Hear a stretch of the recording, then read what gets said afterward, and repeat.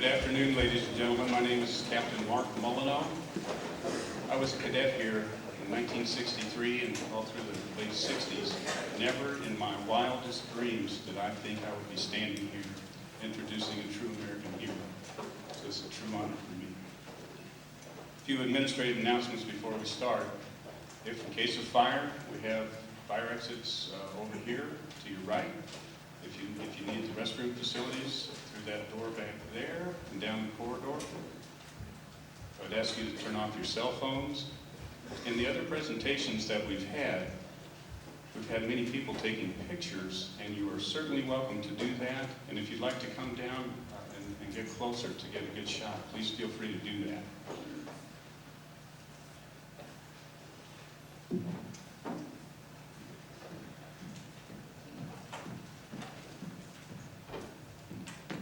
Give me a strong ship and good men to sail her, for I intend to go into harm's way. John Paul Jones.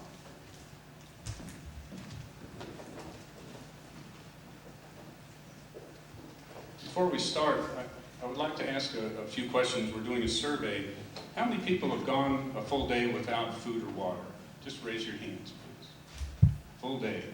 Okay, put your hands down. How about 48 hours? Okay, hands down.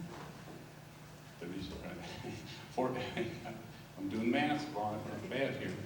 72 hours? Anybody gone 72 hours? Okay. Mr. Brost, you've 72 hours? Good job. How many people have been in the ocean before? Most everybody.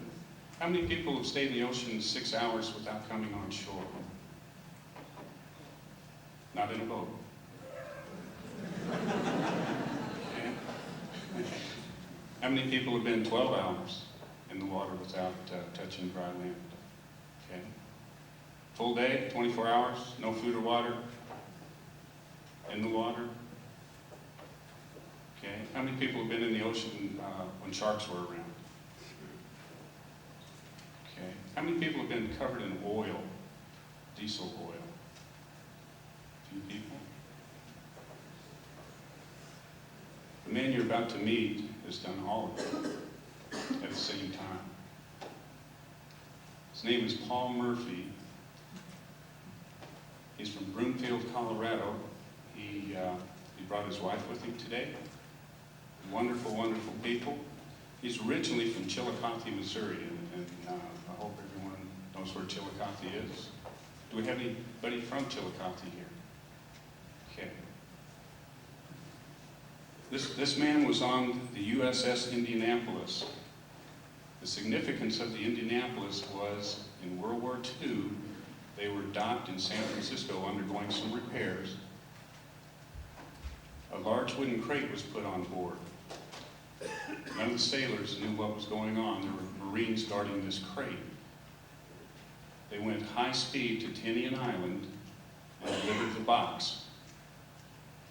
To this day, it still holds the world's record for speed from San Francisco out to Tinian Island. So they were moving. What was in that box was the first atomic bomb that was given to the Enola Gay and later dropped on Hiroshima. As they left, because it was a secret mission, they were unescorted, they were torpedoed, men went in the water. Many brave men. Ladies and gentlemen, I would ask this American to come up and tell you his story. Mr. Paul Murphy.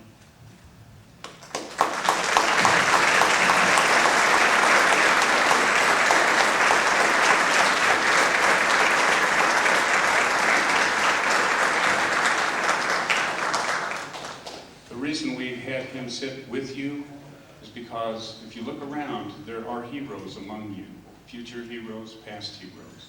You never know who's sitting there, sitting beside you, that will do some courageous act.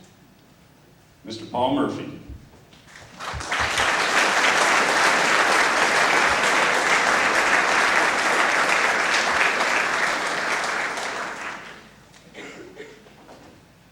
It's always nice to get back to your home state.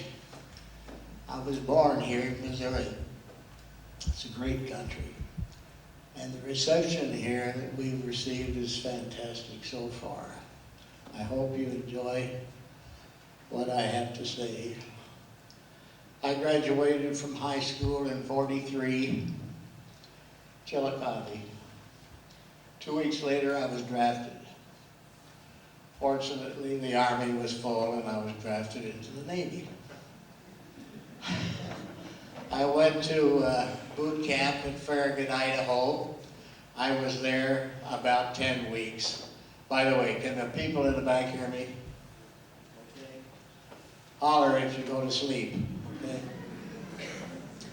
Anyway, after 10 weeks in boot camp, I learned a lot of things about life.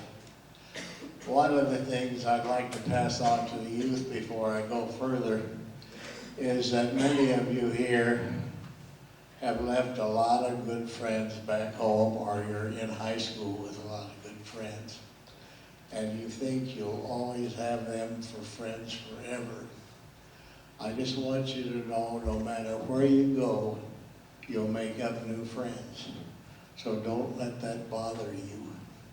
Second thing I learned at boot camp was before I could graduate, I had to climb an 80-foot ladder, life jacket on, and jump in the water. I was scared. But fortunately in the Navy, they do things alphabetically. And my name is Murphy, so I didn't have to do the first jump. If my name had been Ace or Apple or something like that, and I had to jump off of that tower, I probably would have told the Navy to shove it. But what I learned is, if they can do it, you can do it. So when it came my time, I thought I could do it. I climbed that ladder. And the thing you had to do when you jump off with a life jacket on is you had to hold the collar of the jacket so that you wouldn't choke yourself when you hit the water. And with the other hand, you protected the family jewels. And you jumped. Well, as I was going down, I didn't know how many times I was going to be able to take in air and let it out. But evidently, when I hit the water, I was letting it out. And I came up, and I was okay, and I graduated. So if they can do it, you can do it. Oh. I'm learning every day. Then I went to boot camp, two Navy schools. One on Treasure Island for 4 months in fire control, which is the control of the fire of guns. And the second was advanced fire control school at San Diego for 3 more months. So I had 7 months of pretty good duty for a while. After I completed that schooling, I was assigned to the USS Indianapolis. This ship was probably the most beautiful ship in the Navy. It was known for its clipper bow. It was commissioned in 1932. It was such a nice looking ship that President Roosevelt chose it as his ship of state all during peacetime.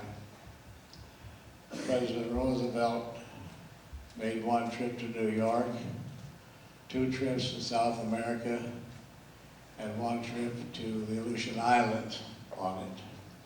Because it had accommodations suitable for a man of that stature, Admiral Spruitt, 4-star Admiral, chose it as his ship for the 5th Fleet flag.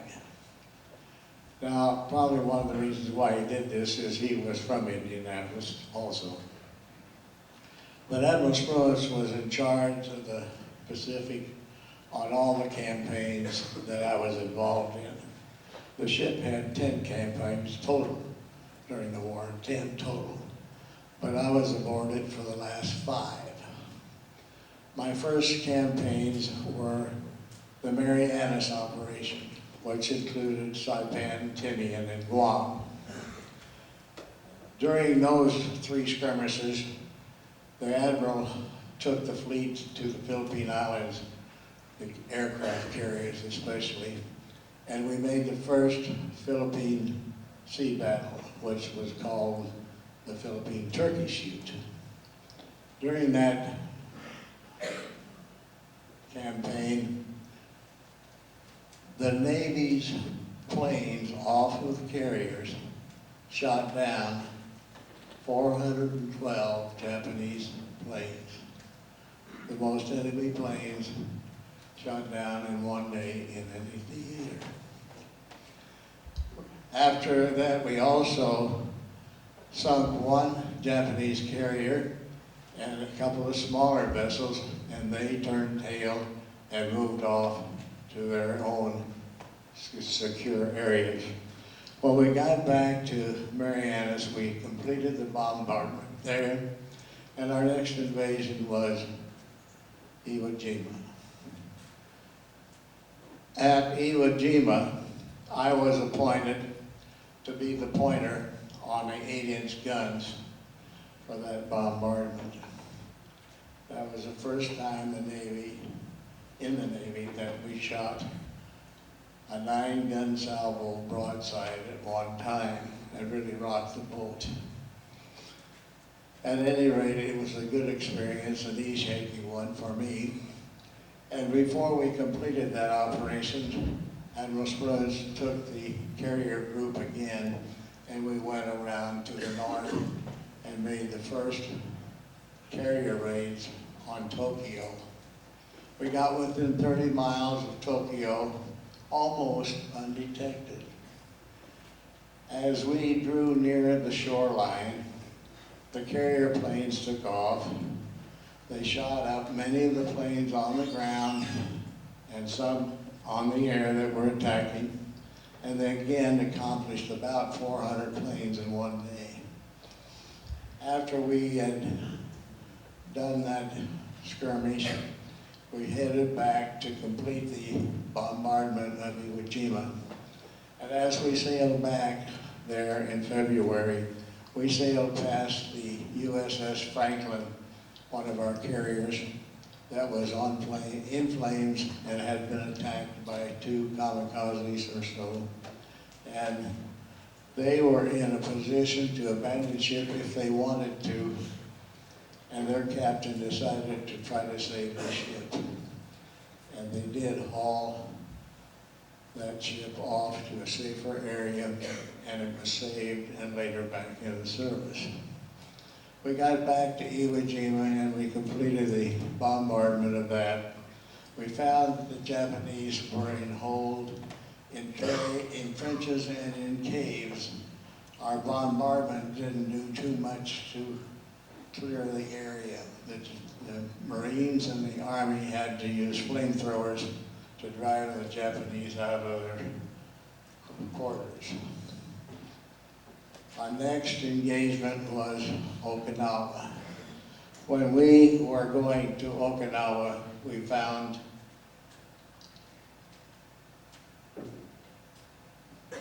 that the Japanese brainwashed many of their young men that could fly and created a vast amount of kamikaze pilots.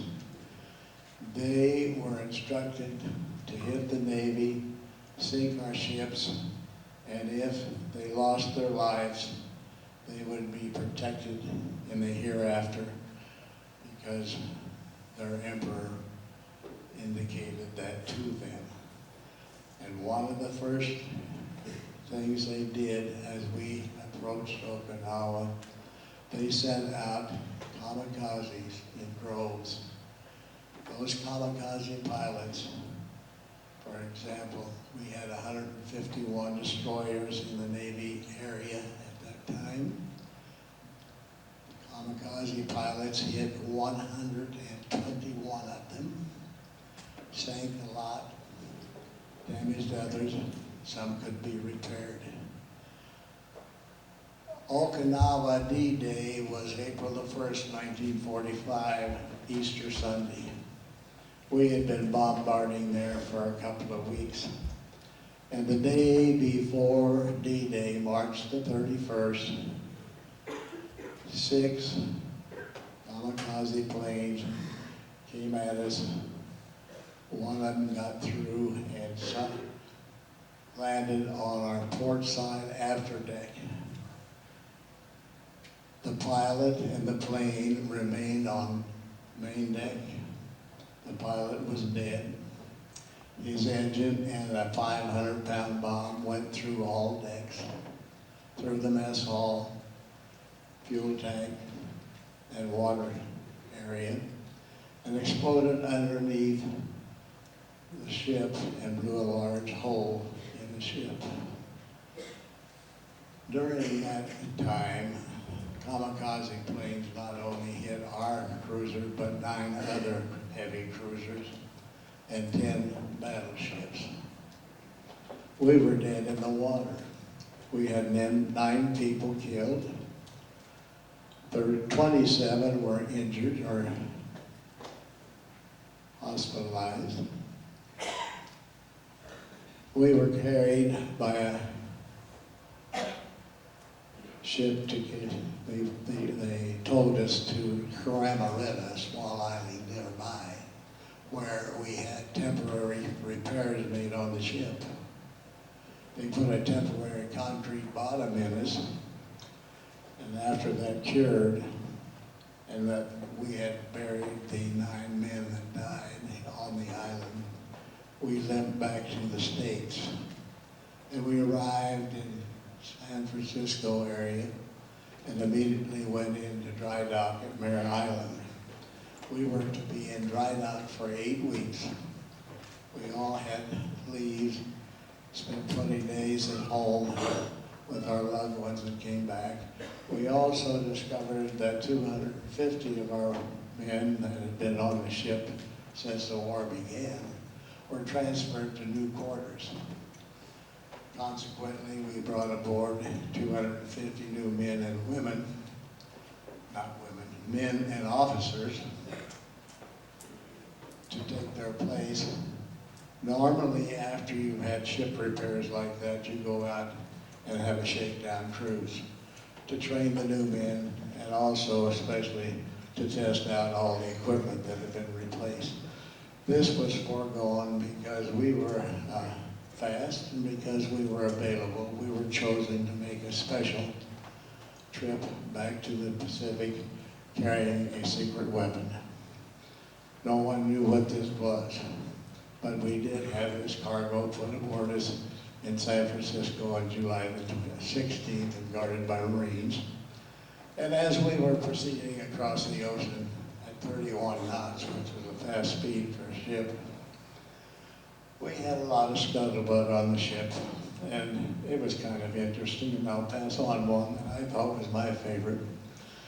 Because we didn't know what was in the cargo, we guessed, and the best guess that I heard was that we had 20,000 rolls of scented toilet paper for Douglas MacArthur. This, of course, was not true. As we pulled in first to Honolulu, we took on fuel and supplies very quickly, maybe 4 hours we were there. And off again we went to the island of Tinian. We arrived there on July the 26th. And as Mark told you, we broke a speed record there. In 10 days we traveled that distance. And that record is still held today.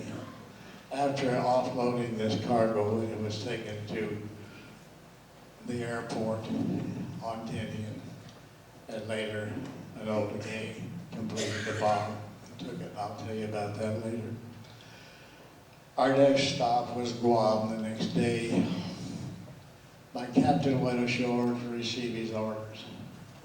And when he was ashore, they told him that he could zigzag at his own discretion and that he was to meet the USS Idaho just before we arrived in Leyte for gunnery practice, both aerial and surface practice.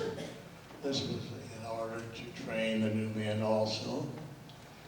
He asked for an escort across the Pacific, Philippine Sea. He was told the waters were safe and it wouldn't be necessary for an escort. Now the reason for this is cruisers and carriers and battleships did not have sonar device upon them that would detect submarines. Escorts, like destroyers and destroyer escorts, had sonar device, and if there was an enemy submarine in the area, they could detect it and protect you. But he was told the waters were safe. The Navy knew and did not tell him that the USS Underhill had been sunk 4 days earlier on our path by a Japanese submarine. We proceeded from Guam on the 28th. On the 29th, a Sunday of July, I had the 8 to midnight watch.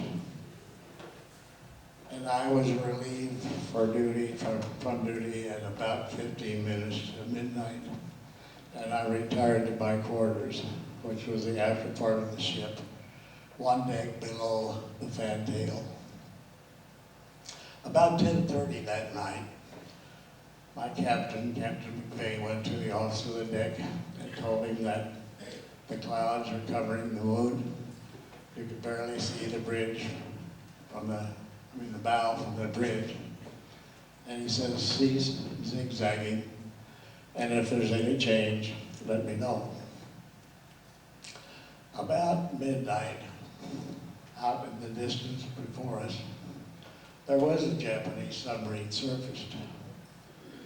He saw a small dot coming towards him about 15,000 yards away. He looked at it, decided to submerge and wait for it to pass. As this ship came towards him, he turned his periscope 360 degrees and saw that it was not escorted. All he had to do was wait for us to pass. Now, we learned all of this later, of course. As we passed, he fired 6 torpedoes. 2 of them hit us. The first one blew off 40 feet of the bow. The second one hit the first 8-inch gun turret and exploded in the magazine rack and along the aviation gasoline. Immediately, flames appeared. All power was knocked out. We were traveling at about 14 to 15 knots. The bridge could not tell the engine room to turn off their engines. Consequently, we took on water rapidly. As the ship forward filled with water, I was knocked out of my bunk. I dressed, put my shoes on, went to my general quarters station, which is the after control tower behind the smokestacks and all the superstructure forward. I couldn't see what had happened up forward, but I assumed that we either hit a mine or we were torpedoed. I opened the door to my control tower and I found lying on the deck in front of me one of my best friends, Paul Mitchell from California. He was sound asleep. I woke him up, gave him a life jacket, told him to go to his general quarters station. I never saw Paul. I do know that Paul got off of the ship and lived about 2 days in the water. told me they saw it. Well, at any rate, as I was waiting for the ship to either upright or continue going to port side, I noticed down below me on the port side, the next deck below, hundreds of my sailor friends were gathering along the railing. And I thought, with all that extra weight over there, they certainly will upright the ship. Not so. It continued to list to the starboard side. It's listed to about 30 degrees, and then it went to 45. The men started climbing over the railing and sliding down the bulkhead on the port side. Some of them started losing their grip and fell against the bulkheads. But when it got to about 45 degrees, I decided it was time for me to think about leaving. And as I looked over on the starboard side, the 5-inch guns that were on that first deck below me were completely underwater. All I had to do was step off of the ship. I didn't have to jump 80 feet. And when I got in the water, it was covered with oil, heavy, thick oil. We swallowed an awful lot of oil immediately, and we spent most of the first night vomiting and throwing that up. As I swam away from the ship, I got out about 200 feet or so, and I turned around to see what happened to the ship. And it had already gone over on its top side and was going down bow first. The last I saw of it was 2 screws and propellers turning in the air as it disappeared. I lost my home. We kind of prayed that first night for daylight.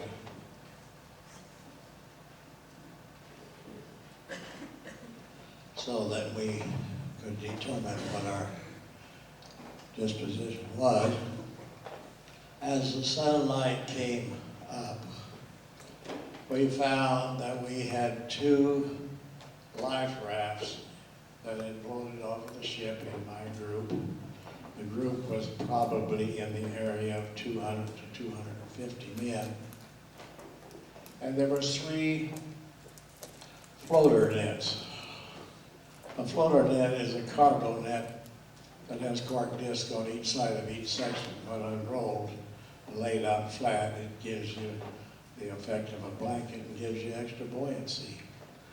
We tied those 3 nets together and the 2 life rafts. And the first day, we noticed that we had in our group several men that had been injured and burned severely. So we tried to keep those rafts for those men so they could be a little bit more controlled and a little bit more out of the water.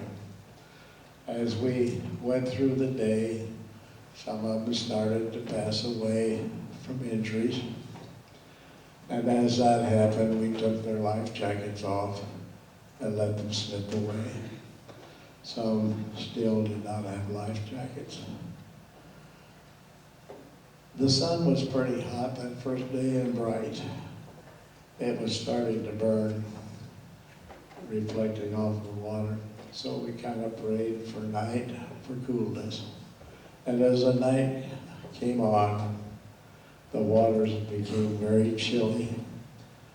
Our teeth started chattering. We got through that first night with a lot of optimism because we saw lots of planes flying over us that first afternoon, but they were too far up for us to be seen. As we went through the night, the next day came by, we noticed that we lost a few more men that were injured. But we were very optimistic because this is the day that we are to be in Leyte around noon, and surely they'll be coming to look for us. Well, at noon it passed, The port directors at Leyte and at Guam were plotting our ship across the ocean, and when we were expected at Leyte, the ships were taken off the plotting board, and we never heard any more about it. The reason the Navy didn't do any effort when we did not show up, policy all during the war was, if a major war vessel does not show up where it's supposed to, you assumed that their orders have been changed. Thankfully, we did not know this out at the area we were in. We were still expecting help. We got through that second day and started through the chilly night again. Sharks were beginning to gather in schools. They would approach our groups, and we would splash and holler, and they seemed to let us alone. We did feel them swim under us, bumping our dangling legs, but we seemed to get by so far. On the third day, men started to hallucinate and see islands nearby, and they would try to encourage others to go with them and swim over to get a nice clean bed to sleep in and a hot shower. Some of them succeeded in encouraging others, but as they swam off, we never saw them again. Sharks seemed to attack those in smaller groups. Others started hallucinating and seeing the ship below the surface. Some of them believed they could go dive down below and get a drink of cold water from the scuttle. And they tried to call and encourage others to do this.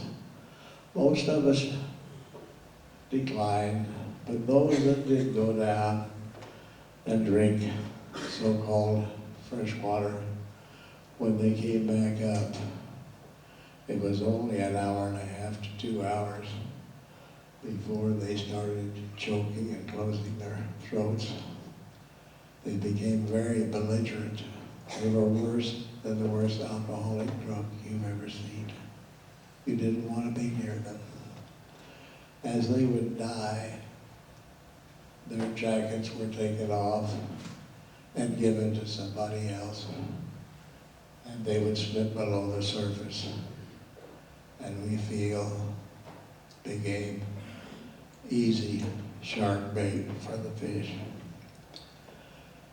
This was now going through the fourth night, coming with the fourth day.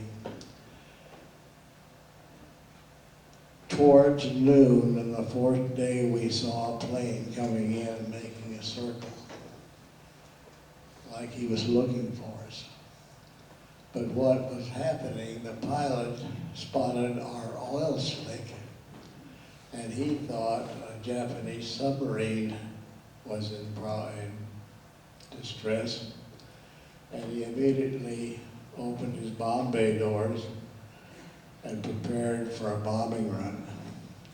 And as he got down to 1,500 to 1,000 feet, he and his crew saw heads bobbing in the water. We were all shouting and hollering at him. He immediately wired back to his base on Pelelu and told the assistant commander there that there's an emergency sea disaster, send all possible help. He sent one PBY out with supplies, and as he got out there an hour or two later, he dropped a lifeboat, kegs of water that popped when they hit the surface and broke. But they realized that it was a pretty serious situation out there. He radioed back The pilot that had dropped the first supplies out was flying a PBY. His name was Adrian Marks. He was from Indianapolis area. He wired back to the base and said, send all possible help. There's a very emergency